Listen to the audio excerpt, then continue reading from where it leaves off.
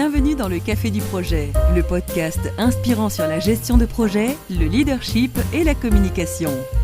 Le premier mardi de chaque mois, nous accueillons des experts dans leur domaine. Ils dévoilent leurs compétences pour animer des équipes, faire avancer des projets, mais aussi accompagner leurs clients vers la réussite. Bienvenue sur notre podcast Le Café du Projet, je suis Nicolas et aujourd'hui nous allons échanger sur la transformation des métiers en gestion de projet. Pour ça, j'ai le plaisir d'accueillir Sophie Prévost, responsable programme formation au sein des affaires industrielles d'un grand groupe pharmaceutique. Bonjour Sophie. Bonjour Nicolas, bonjour à nos auditrices et à nos auditeurs. Merci Sophie d'être avec nous aujourd'hui. Est-ce que tu peux, comme il est de coutume, te présenter en quelques mots ? Avec plaisir. J'ai une formation initiale scientifique dans le domaine de la biotechnologie. J'ai 26 ans de carrière jalonnée de plusieurs métiers, plusieurs entreprises, allant de la sous-traitance en recherche clinique à l'industrie pharmaceutique dans laquelle j'évolue actuellement. Je suis passée par des métiers très opérationnels comme la rédaction médicale, ensuite vers des métiers plutôt dirigés sur l'amélioration continue des procédés. Et puis dernièrement, au sein des affaires industrielles, j'ai occupé plusieurs postes, dont notamment un responsable de gestion des risques qualité en environnement de production. Et puis plus récemment, j'ai intégré des entités dans lesquelles je m'occupe de projets ou programmes en lien avec la formation opérationnelle. Mais ce que je peux ressortir de mon parcours et de ma carrière, c'est qu'il y a une ligne directrice, on va dire, ce sont les projets qui ont croisé quasiment tous les métiers que j'ai occupés. Ça tombe bien puisqu'on est là pour en parler. Donc je pense que tu es la bonne personne pour nous parler de projets, Sophie. Je l'espère. Alors, outre le fait que les projets se retrouvent dans toutes tes activités, je crois que tu es carrément passionnée par ce monde-là, non ? C'est vrai. Alors ça c'est vrai. Déjà je te remercie de me donner l'opportunité d'en discuter parce que c'est effectivement un sujet qui me passionne. On va dire que j'ai baigné dans la gestion de projet très jeune et plutôt par filiation, grâce à ma famille. Tout d'abord par mon grand-père, qui était en fait instituteur de métier. Donc autant te dire que les projets pédagogiques pendant les vacances scolaires, j'en ai eu un sacré paquet.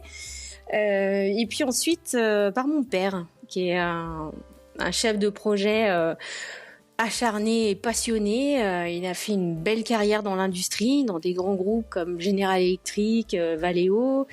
Il a mené de nombreux projets, beaucoup en recherche et développement, et certains m'ont plus marqué que d'autres. Moi, je sais que j'ai été énormément marquée par le projet qu'il a géré au sein du groupe Valeo, qui était un très gros projet R&D en lien avec des phares directionnels. Et je me souviens qu'un jour, il est parti sur un circuit, je crois, en Allemagne, à faire des tours de circuit en pleine nuit pour comprendre pourquoi ces phares directionnels pouvaient parfois présenter des aléas. Et ça, j'ai trouvé ça juste incroyable. C'est lui qui drivait le projet et pourtant il est allé sur le terrain pour voir un petit peu comment ça se passait. Bon, tout ça c'est très bien terminé parce que ça a été breveté et vraiment couronné de succès pour lui et tant mieux. C'était non sans effort personnel bien évidemment et aussi un énorme investissement de la part de son entreprise. Donc c'est là qu'on voit l'importance dans la gestion de projet, le lien entre le sponsor et le chef projet d'ailleurs. On en reparlera sans doute un petit peu plus tard. Et puis pour ce qui concerne ma passion de la gestion de projet, en fait, je pense que c'est aussi par nature parce que je suis quelqu'un qui aime le travail en équipe, j'adore le collectif et je me trouve souvent plus intelligente à plusieurs, donc voilà. En tout cas, on peut dire que tu as des expériences familiales très inspirantes. D'ailleurs, tu me feras penser à te demander les coordonnées de ton père pour un prochain épisode. Je crois qu'il serait absolument ravi de te parler de ses projets et de ce qu'il a fait, parce que c'est assez incroyable. Carrément, oui, ça m'intéresse beaucoup, donc on s'en reparle après l'épisode. Avec grand plaisir. Tu es toi-même, Sophie, certifiée PMP. Est-ce que tu peux nous dire ce que la certification t'a apporté ? Alors, ma certification PMP, je l'ai effectuée en 2014. C'était à ma demande. À l'époque, je l'ai faite par le DIF, qui était, on va dire, l'ancêtre du CPF actuel. Clairement, il y a eu un avant et un après pour moi. En 2014, on va dire que j'étais à peu près au milieu de gondole de ma carrière, mais j'avais déjà géré pas mal de projets avant. Mais en tout cas, ce que je peux en ressortir, ce que j'en ressors toujours, c'est que je me suis rendu compte que la gestion de projet, en fait, c'est un métier. avec ses codes, avec son langage, avec ses méthodes diverses et variées, avec ses outils. Donc c'est quelque chose de très pointu en fait. Et par rapport au métier que j'occupais à l'époque, alors ça va sans doute te faire sourire, mais j'aime bien imager un peu mes propos. Mais en gros, ça m'a fait prendre conscience qu'on me demandait de faire une Ferrari, alors qu'en fait, moi j'avais dans mon panier des plans et du matos pour sortir une 2 chevaux. Alors moi j'adore les 2 chevaux, mais c'est pas ce qu'on me demandait en fait. Et ça m'a vraiment ouvert mes perspectives. Ça m'a permis de mieux comprendre pourquoi c'était si dur, mais ça m'a surtout donné les clés pour rendre ma capacité à gérer mes projets plus fluide, plus efficace. Donc clairement, ça a été tout à fait bénéfique. D'accord, c'est intéressant de le rappeler. Alors, j'ai bien noté le fait que le chef de projet, c'est bien un métier et qu'il y a un avant la certification et un après la certification pour toi. Donc c'est super important ça pour nos auditeurs. Ça peut peut-être les aider à se décider à passer une certification. Aujourd'hui, en tout cas, on disait en introduction, Sophie, que tu travailles pour un groupe pharmaceutique. Est-ce que tu peux nous donner plus de détails sur ce que tu fais en matière de gestion de projet pour ce groupe ? Absolument. Alors, je travaille dans un groupe pharmaceutique. On va dire qu'on les résume souvent comme des boîtes du CAC 40, mais c'est une entreprise dans laquelle j'évolue depuis 19 ans. J'y reste par choix. Actuellement, j'y occupe un poste de gestionnaire de programme, effectivement plutôt lié à de la formation opérationnelle. À vrai dire, te décrire mon métier, je crois pas que ce soit le plus important parce que en tant que gestionnaire de programme, c'est somme toute assez classique. En fait, on retrouve les mêmes clés de voûte, on va dire, du métier et de ce que je fais dans mon quotidien. Par contre, j'ai la chance d'évoluer dans cette entreprise qui reste très dynamique malgré sa taille. C'est une entreprise qui est globale, on couvre le monde entier avec des sites de production un peu partout dans le monde et des produits très divers. Et on est surtout en pleine mutation. Alors cette mutation, c'est assez, on va dire, commun au sein de groupes du CAC 40 ou des entreprises actuellement qui font face à des grandes transformations. Mais ce qui ressort de ça, c'est qu'on travaille quasiment en permanence en mode transverse ou plus communément connu en mode projet. Et ce qui moi m'interpelle, en tout cas ce que j'observe, c'est que ce travail en mode projet, bien qu'il soit partout, eh bien il n'est pas forcément reconnu en tant que tel. Il n'y a pas forcément une organisation formalisée des diverses PMO entre elles. Même les experts métiers de la gestion de projet ne se fédèrent pas forcément en interne. Moi j'ai rencontré des collègues Sanofi gestionnaires de projet, mais à l'extérieur, pendant les réunions PMI par exemple ou autres. Et ça, je trouve ça assez déroutant. Et du coup, c'est vrai que j'aimerais renforcer le réseau des métiers liés à la gestion de projet. Et je suis loin d'être la seule en interne, que ce soit chez Sanofi, mais aussi au gré des diverses conversations que j'ai eues avec d'autres gestionnaires de projet dans d'autres entreprises. Ce besoin de fédérer finalement et d'échanger entre les métiers de la gestion de projet dans une même entité, c'est assez étonnant que ce soit pas mieux formalisé. Voilà, donc ça c'est quelque chose que j'espère pouvoir mener, c'est ce qu'on essaye de faire entre les diverses entités au sein de mon groupe.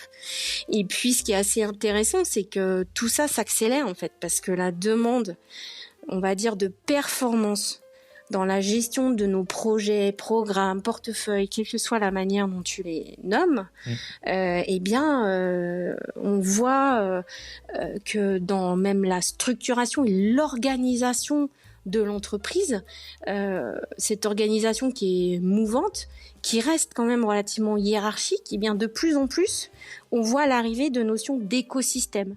On organise un ensemble de sites ou de fonctions en écosystème. Alors, je ferai pas de comparaison avec Airbnb, mais ça interpelle quand même cette notion d'écosystème dans une entreprise qui est très hiérarchisée, très structurée et structurante.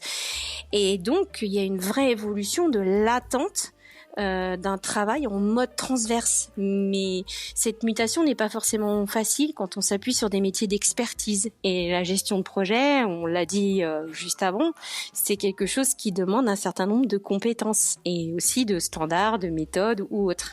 Et en parlant de méthodes, ce qui est aussi ce que j'observe, c'est qu'il y a une vraie accélération de la mise en œuvre de tous ces outils digitaux, que ce soit des outils partagés, des SharePoint, des outils connectés, une plus grande demande de la part de nos opérationnels d'avoir de la réalité virtuelle pour de la formation par exemple, mais aussi de la réalité augmentée pour des procédés dimensionnants au niveau de la production. On parle de maintenance à distance. On parle aussi de procédés qui sont absolument clés dans le milieu pharmaceutique comme le vide de chaîne. Donc tout ça fait que le digital, le monde du digital, et pour ne pas la nommer cette méthodologie agile, cette méthodologie-là, il faut qu'elle ait un réceptacle, une écoute, une entente, une compréhension de la part des opérationnels qui y font face. Et on voit bien que parfois le langage n'est pas le même et que ça pose des difficultés de compréhension. Tu mets le doigt sur quelque chose là, Sophie, avec ce que tu nous expliques. Le monde est de plus en plus complexe. On parle aussi beaucoup de monde VUCA, volatile, incertain, absolument, complexe et ambigu. Sans fédération, ça devient très compliqué de gérer les projets. Mais absolument, mais dans sa nature même, un projet au départ, il est pas forcément bien ficelé. Il est ambigu, il est difficile à mener. Quand on est dans l'initiation du projet, il y a beaucoup de flou auquel il faut faire face. Mais du coup, il y a des méthodes en fait pour améliorer le travail dans le projet. Et bien dans notre dans notre organisation, ça paraît assez surprenant qu'on ne s'y réfère pas plus ou qu'on ne se fédère pas plus autour de ce sujet-là, qui me semble être une compétence clé. Donc, pour moi, on aurait énormément à gagner, à partager. Déjà, on y gagne énormément quand on partage en externe, de par le PMI ou autres organismes ou conférences dédiées à la gestion de projet. Mais en interne, on aurait vraiment à gagner, à échanger entre tous ces métiers liés à la gestion de projet, que ce soit un portfolio manager ou même les sponsors. Le rôle du sponsor est tellement clé dans le déploiement d'une feuille de route stratégique ou le déploiement d'un portfolio que ce serait vraiment plus que bénéfique de se poser sur nos processus de gestion de projet, comment les améliorer, qu'est-ce qui est à moderniser, à faire fonctionner de manière plus fluide. Ça me paraîtrait assez pertinent, surtout dans un monde où la performance est à ce point centrale. Absolument. Je rebondis juste, là tu parlais du PMI, justement, je sais qu'en dehors de ton activité professionnelle, tu es volontaire au sein du PMI France Pôle de Lyon. Oui, c'est vrai. C'est vrai. Donc est-ce que tu peux nous dire ce que t'apporte ce volontariat ? Avec plaisir. En fait, le volontariat, c'est venu assez naturellement après ma certification.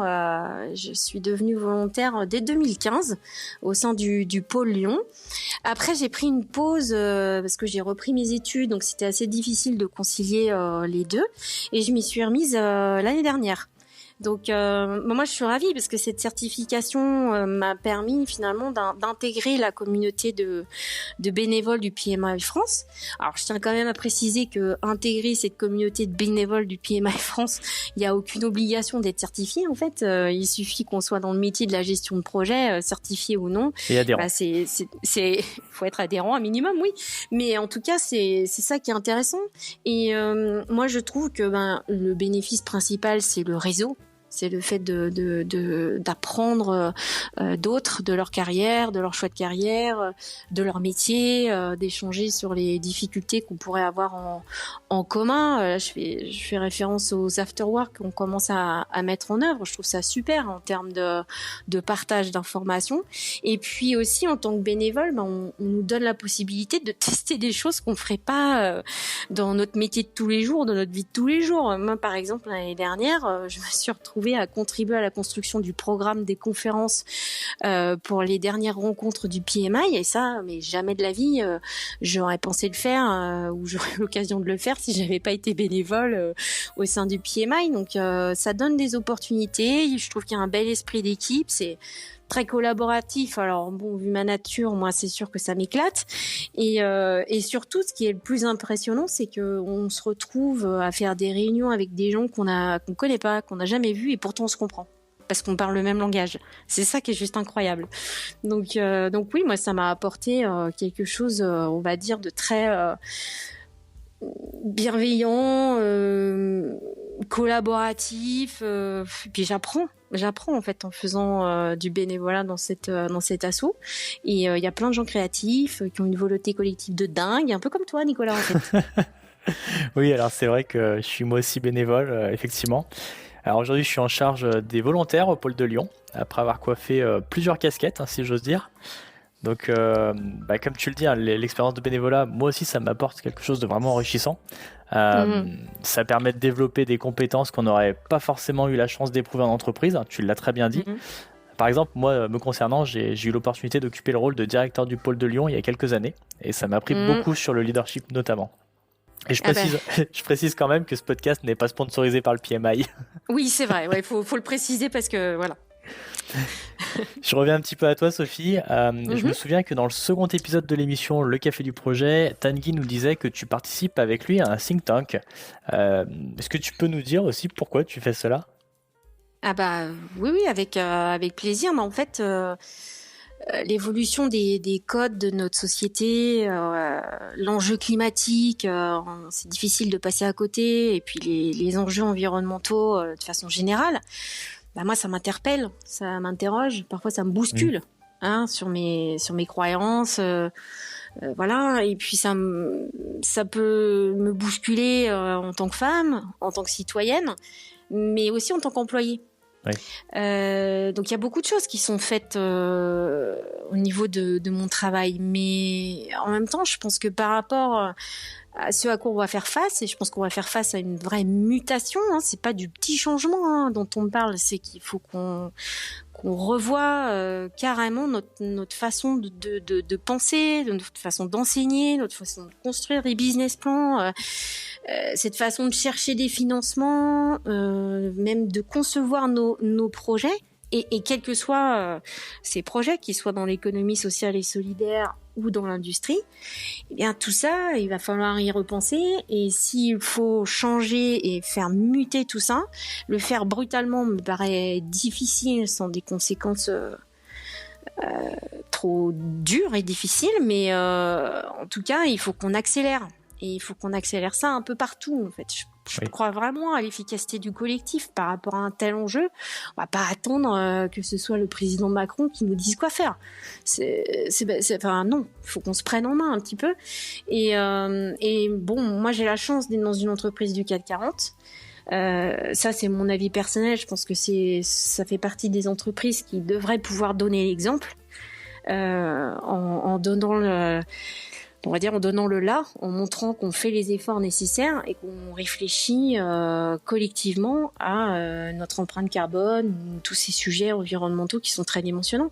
Donc effectivement, quand j'ai eu l'opportunité d'intégrer le think tank mis en œuvre par Tanguy que je connais par ailleurs depuis une vingtaine d'années, ça me paraissait faire complètement du sens, puisque quoi de mieux que commencer par réfléchir à comment on intègre dans notre quotidien, dans notre métier quotidien, et pas seulement en tant que citoyen, juste trier les déchets, c'est pas ce que je suis en train de dire, c'est vraiment réfléchir à intégrer cette notion d'impact sur ces 9 limites planétaires. On ne peut plus les ignorer, c'est pas possible, on est dans un environnement fini. Donc il y a un moment donné, il faut qu'on commence réellement à se poser les bonnes questions, et quoi de mieux que de l'intégrer dans notre quotidien de gestionnaire de projet, et ce, quelle que soit la finalité du projet. En fait, c'est pas que dans un projet dit écologique qu'il faut y réfléchir, ou que dans le RSE, mais dans tous nos projets. C'est quoi le bilan carbone du projet que je suis en train de gérer, par exemple, des choses comme ça. Absolument. Et justement, comment vois-tu l'intégration de cette notion d'impact dans ton quotidien de chef de projet ? Est-ce que ça fait partie des transformations à considérer pour les métiers de la gestion de projet ? Alors, comment je vois cette intégration ? Très honnêtement, on peut pas dire que je la vois très clairement tout de suite là. Par contre, je suis assez convaincue que oui, ça fait partie des transformations à considérer pour nos métiers de gestion de projet. En fait, moi, j'essaye modestement d'y réfléchir, et très certainement que comparé à d'autres, parce que je suis loin d'être la seule, je le fais peut-être pas suffisamment ou pas assez rapidement, mais en tout cas, je sais que seule, j'y arriverai pas toute seule. Ouais. Donc le fait de se fédérer, que ce soit dans un cercle de réflexion, d'en parler aux collègues au café. Moi, par exemple, dernièrement, je suis allée discuter avec des membres de la communauté PM dans mon entreprise, et on a tous les mêmes préoccupations. Ils parlent beaucoup de sustainability de nos projets, et ça, il faut qu'on puisse transformer l'essai au sein de nos organisations. L'enjeu, il est quand même colossal, et donc je pense que moi, j'ai la chance, effectivement, d'être dans une entreprise qui me permet d'être formée à la fresque du climat. On a des équipes dédiées qu'on appelle Planet Care, qui ont, elles, une orientation qui est plus produit et empreinte environnementale de nos produits et de nos modes de production, ce qui est très bien. Mais moi, quand je fais un nouveau projet, est-ce que j'intègre dans mes indicateurs le bilan carbone ? Ben non, je le fais pas. Et pourquoi je le ferais pas ? C'est ça que je me pose comme question, en fait. Je comprends. Mais alors du coup, selon toi, qu'est-ce qu'il faudrait changer dans notre façon de gérer les projets ou améliorer ? Alors peut-être ces indicateurs dont tu parles. Bah voilà, exactement. C'est effectivement aujourd'hui, moi, je continue à évaluer et à suivre mon projet avec des indicateurs quasi uniquement financiers, ou en tout cas qui restent dans ce fameux triangle qualité coût délai. Et du coup, l'aspect environnemental, le E, je le mets où ? Je me pose des questions sur c'est quoi le bilan carbone de mon projet. Par exemple, quand on a la chaîne d'appro et qu'on cumule la chaîne d'appro des matières premières, du produit fini qui arrive jusqu'au client, même la gestion de tout type de ressources, eh bien, comment on fait ce calcul ? Je vais où ? Je demande à qui ? Ouais. Donc moi, j'essaye de me rencarder, mais c'est pas évident. Moi, je suis assez convaincue qu'il y a des indicateurs qui sont communs et généraux, mais il y a aussi des indicateurs à regarder de façon spécifique et qui sont non financiers. Et je le dis pas dans le but de les opposer. Je ne souhaite pas, par mon propos, faire de la politique politicienne. C'est pas ça. Il faut qu'on prenne en compte ces 9 limites planétaires, tout comme on prend en compte nos limites budgétaires, parce qu'il y a toujours des limites budgétaires. Ma foi, ça se comprend. Eh bien, pourquoi est-ce qu'on prend pas en compte aussi ces limites planétaires dans nos projets ? Alors, de façon plus ou moins grande échelle, ça dépend du projet, mais j'ai récemment repris sur LinkedIn un propos de Jean-Marc Jancovici qui m'a vraiment marqué. Il a écrit c'est dès à présent qu'il faut organiser le monde avec la ressource de demain et non pas avec celle d'aujourd'hui. Donc ça prouve bien qu'on doit envisager un changement d'état d'esprit dans la manière dont on construit même nos projets de façon générale. Et en tant que citoyenne, je peux choisir d'être dans une asso. Moi, par exemple, j'ai choisi d'investir dans Team for the Planet, très modestement, parce qu'il y en a qui font un boulot de malade dans cette entreprise qui est très atypique, mais qui est géniale. Mais dans mon travail en tant qu'employé, concrètement, qu'est-ce que je peux faire ? Ouais, en fait, c'est pas simple d'y répondre. Si je résume un petit peu là ce que tu nous disais, c'est que les indicateurs, tu les mettrais à côté des indicateurs financiers, soit des indicateurs extra-financiers, si j'ose dire ainsi, ou environnementaux, ou RSE, que tu mettrais en complément à des indicateurs financiers sans forcément les remplacer. Ah non, l'idée c'est pas de les remplacer, puisque je pense qu'il faut adapter notre communication à nos managers quand on va défendre un projet. Il faut aussi qu'on puisse prendre en compte cette charge environnementale, cet impact environnemental. Et je crois que ça peut contribuer à éduquer. C'est très pédagogique en fait. Et ça peut éclairer les choix. On fait plusieurs scénarios quand on construit, quand on est à l'initiation d'un projet ou d'un programme. Et dans ces scénarios, il faut pouvoir aussi essayer de choisir ce qui est le plus vertueux, on va dire, tout en ménageant l'aspect budgétaire, rentabilité, valeur ajoutée financière.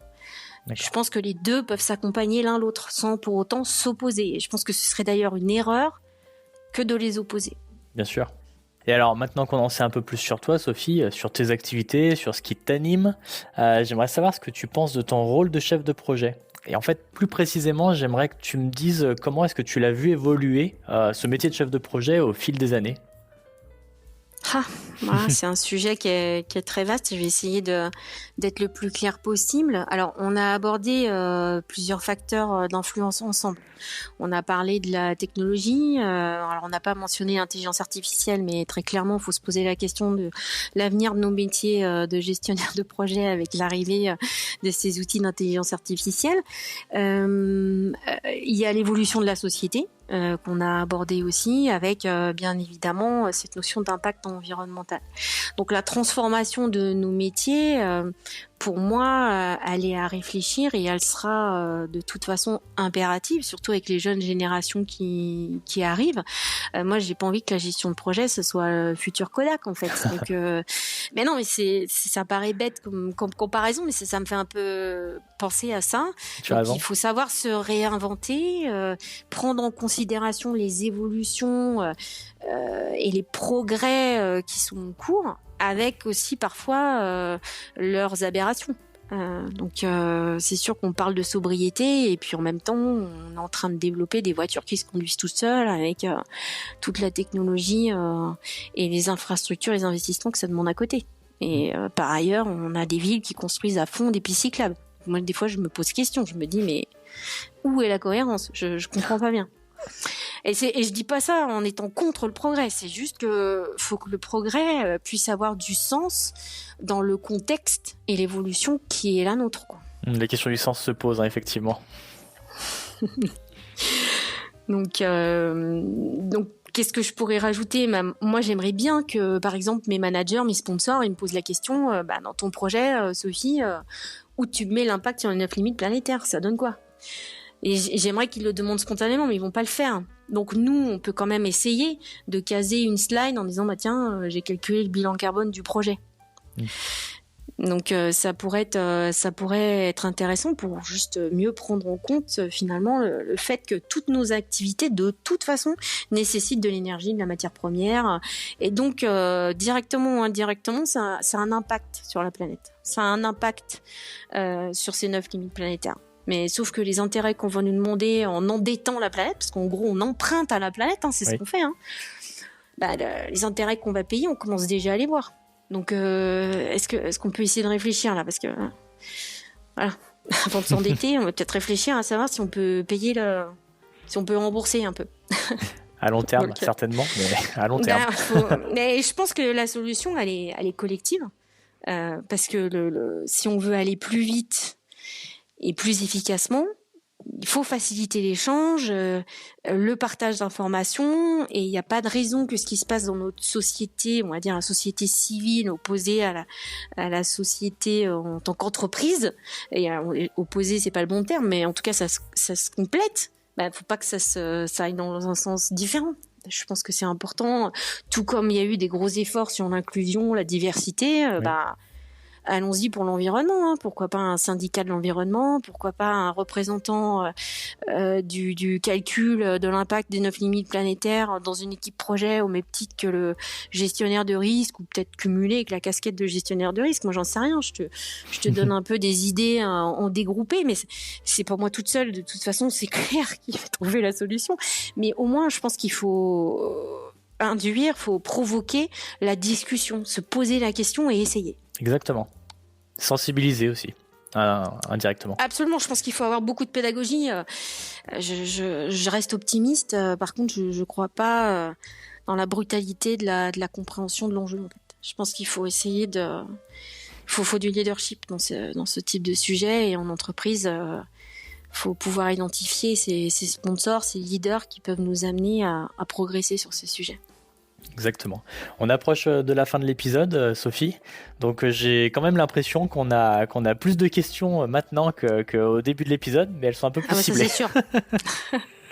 Ça, c'est sûr. Alors du coup, pour préciser tout ça, est-ce que tu pourrais nous conseiller un ou plusieurs livres qui nous permettraient d'aller un peu plus loin sur ces thématiques ? Alors, concernant la transformation des métiers dans la gestion de projet, c'est difficile de recommander quelque chose de très précis. Mais peut-être que parmi nos auditeurs, on aurait des recommandations qui peuvent tomber, parce que moi, je suis preneuse pour le coup par rapport à ces références. Alors moi, j'aurais en tête évidemment de soutenir et suivre Team for the Planet, parce qu'ils ont toujours des choses intéressantes à partager par rapport à leur aventure. Concernant la gestion de projet en tant que telle, et pas forcément la transformation des métiers, mais moi, j'ai été marquée dans ma carrière par la lecture de la chaîne critique de Goldratt. Donc ça, je le conseille. Et pour ce qui concerne la transformation, l'intégration de ces indicateurs environnementaux, la réflexion sur l'impact de nos projets par rapport aux 9 limites planétaires, moi, j'aurais plutôt envie de conseiller un livre sur le leadership, parce que je pense que l'une des qualités d'un bon leader, c'est de savoir poser des bonnes questions. Et du coup, je conseillerais la lecture de Dare to Unlead de Céline Schlinger, parce que clairement, maîtriser l'art d'un leadership, on va dire relationnel, dans un monde qui est fragmenté, me semble assez capital pour faire face aux transformations, que ce soit des transformations de métier ou transformations en tout, de tout. De ce à quoi on fait face dans nos sociétés actuelles en fait. Ça fait des belles lectures là, j'en prends bonne note. Merci Sophie. On va passer à des questions un peu plus philosophiques que j'aime bien poser en fin d'épisode. Alors prépare-toi bien. Te concernant, est-ce qu'il y aurait... Je suis accrochée. Ah c'est bon alors. Y a-t-il au cours de ta carrière une grande décision que tu aurais prise et qui a largement contribué à ce que tu deviennes la personne que tu es aujourd'hui? Alors j'en vois deux. Alors la première, c'était suite à une expérience pro un peu difficile. J'ai pris la décision de changer de cap. Donc je suis passée de la recherche à la production en milieu pharmaceutique, et c'est pas quelque chose dans lequel j'avais évolué avant. Donc ça a été un gros changement et qui finalement a été plus que bénéfique. Et puis comme quoi, même en traversant une période difficile, quand on se met dans l'action, quand on reprend confiance, eh bien, ça peut nous amener à d'autres perspectives plus clémentes, on va dire. Et puis, une deuxième chose qui a marqué, je pense, ma carrière, c'est de suivre un parcours exécutif MBA à l'EM Lyon. Ça a été très, très formateur de faire ça à 45 balais. C'était pas mal. Bravo. Et alors, quelle leçon est-ce que tu en as tiré de tout ça? Eh ben, c'est un peu ce que je disais. Je crois qu'il est jamais trop tard pour se questionner, pour apprendre, pour changer. Et pour moi, ça a toujours été l'important. Ça a toujours été de comprendre, de progresser et de faire des choix, mais des choix en conscience. C'est-à-dire, c'est important de bien comprendre le contexte dans lequel on est, là où on met les pieds, être bien ancré pour que nos choix soient réfléchis. Éclairé. Je crois que c'est ce qui me... éclairé, ouais. C'est ce que j'aime bien, ouais. Ok. Bon, c'est une leçon pleine de sagesse, en tout cas. Je t'ai déjà posé beaucoup de questions au cours de l'épisode, mais y a-t-il une question qu'on n'ose pas forcément te poser et à laquelle tu souhaiterais répondre aujourd'hui? C'est pas facile, cette question, Nicolas, mais je pense que j'ai quelques collègues francophones qui n'osent jamais me demander d'où vient mon niveau d'anglais. Parce qu'ils savent que j'ai aucun lien familial, j'ai pas de lien familial avec des personnes anglo-saxonnes. Donc je crois que je leur répondrais que l'important c'est pas d'avoir l'accent parfait ni la phrase parfaite, grammaticalement parlant j'entends. L'important c'est de communiquer, de se faire comprendre. Donc en fait faut qu'ils se détendent. Ça va bien se passer. Thank you, Sophie. You're welcome. Effectivement, alors même si, comme moi, on a un accent parfois très prononcé, il faut se l'avouer, il faut se lancer, il faut oser, c'est ce que nous conseillait d'ailleurs Jean-Christophe dans le précédent épisode. Et ben voilà. No shame, no game. Merci Sophie. Enfin, encore une toute petite question pour la fin. Est-ce que tu peux nous dire où est-ce qu'on peut te trouver si nos auditeurs souhaitent te contacter? Déjà, je te retourne mes remerciements. Merci pour ce moment et cet échange fort intéressant et sympathique. J'espère que nos auditrices et nos auditeurs auront tiré quelque chose d'intéressant pour eux. Mon nom, en fait, Sophie Prévost, c'est très commun. Donc, s'il y a une recherche Google ou même LinkedIn, ils vont en trouver beaucoup. Donc, ce que je conseillerais, c'est d'essayer de suivre les posts de Tanguy Le Dantec, parce que comme il l'avait précisé, ils sont 2 dans le monde, je crois. Donc, parce que je réagis assez souvent à ces posts, ainsi qu'aux posts du PMI, si tant est que nos auditrices et auditeurs souhaitent regarder un petit peu ce qui se passe sur les pages du PMI.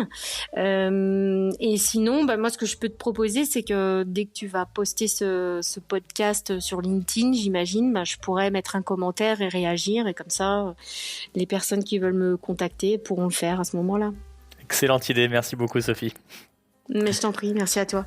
Et voilà, c'est la fin de l'épisode. Alors si vous l'avez apprécié et que vous êtes sur une plateforme d'écoute, s'il vous plaît, prenez quelques secondes pour noter le podcast et ajouter un commentaire encourageant. Si vous êtes sur YouTube, je vous invite à mettre un petit pouce vers le haut, mais aussi un commentaire pour donner du feedback sur cet épisode, ça nous fera plaisir à Sophie et à moi. Je remercie aussi tous nos éditeurs qui partagent le podcast avec leur entourage.